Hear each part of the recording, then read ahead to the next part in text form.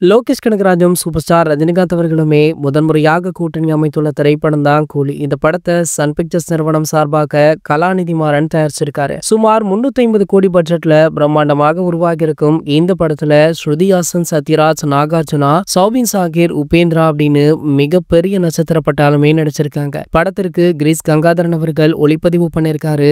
மேலும் பாத்தீங்கன்னா நம்ம ராக் ஸ்டார் அனிருத் அவர்கள் இசையமைச்சிருக்காரு. இந்த படம் உலகம் முழுக்கவே வர 14ஆம் தேதி ரிலீஸ் ஆகுது.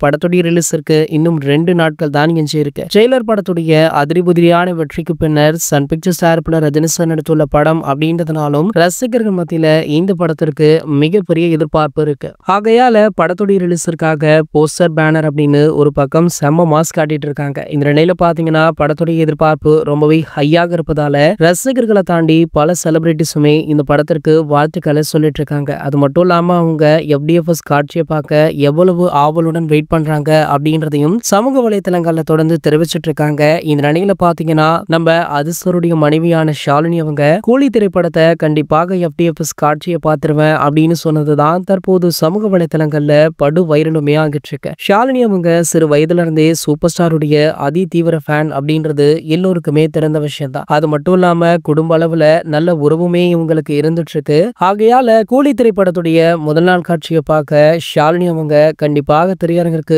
விசிட் அடிப்பாங்க அப்படின்றதுமே குறிப்பிடத்தக்கது. இது போன்ற செய்திகளை பற்றி நீங்க உடனே தெரிஞ்சுக்க நம்மளுடைய அஜித் டாக்கீஸ் சேனலை மறக்காம சப்ஸ்கிரைப் பண்ணிக்கோங்க.